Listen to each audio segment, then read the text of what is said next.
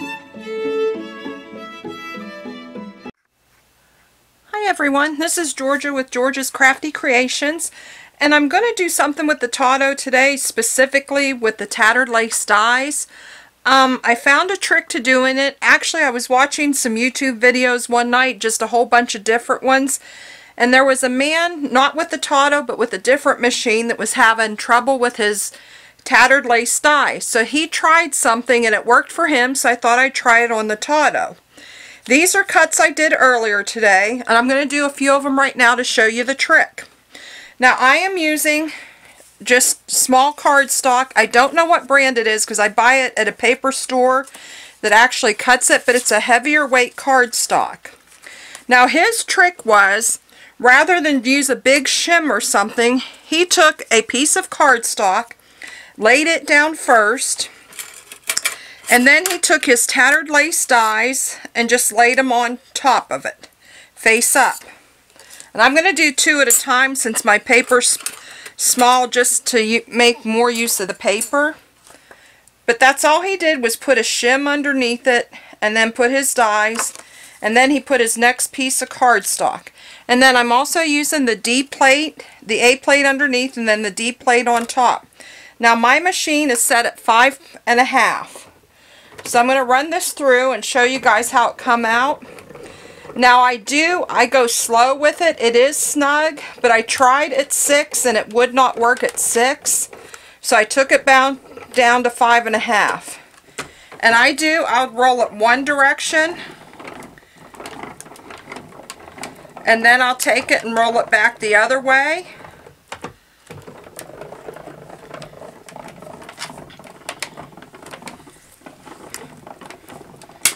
And I like to go slow because it just seems it makes better contact. And then I'll show you how it comes out. I usually pull them both over so I don't get paper everywhere. And you can see the butterfly cut really nice. I did not have to rotate it like some of the other dies you've had to do.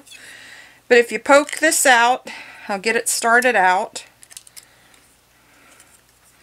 I'm just going to come in here and just start it out.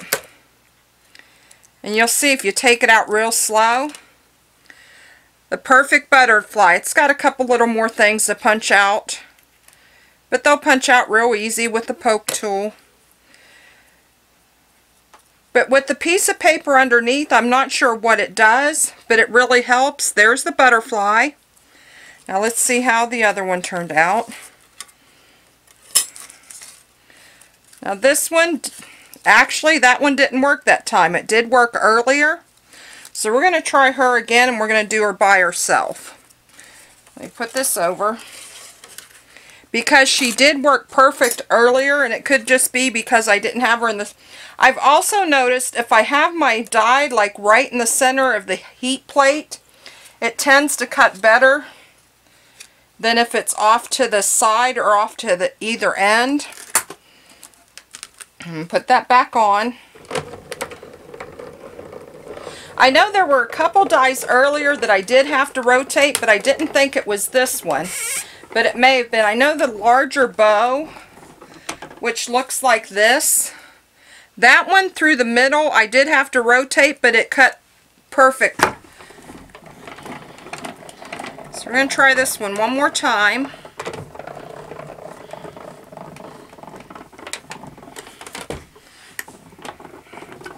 I'm going to go slow with it, and then I'm going to check it. This may be the other one that I had to rotate.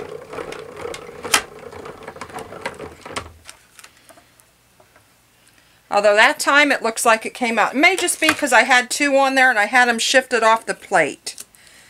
But that one, if you can see, I'm not going to take the time to poke it all out. But it just comes right out, and it cut her really good that time. So probably just do one die at a time and keep it in the center. I'm going to show you just a couple more. We'll do, this is like an ivy plate. So we're going to do that one. Put my cardstock on. and the D plate.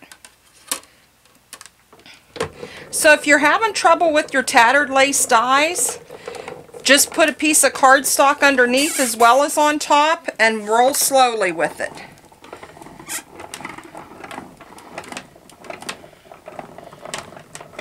Now this one, yep, looks like it did fine, but I'm still going to roll twice over it. I just like rolling twice over just to make sure that it gets good contact.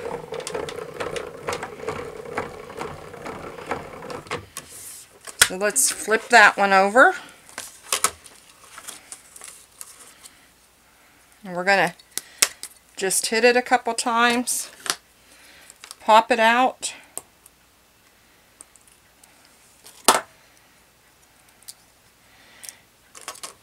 And you'll see that one came out perfect too. So if you're having trouble with your tattered lace, just try this technique and see if it helps you. I'd be curious to see how you guys do with it.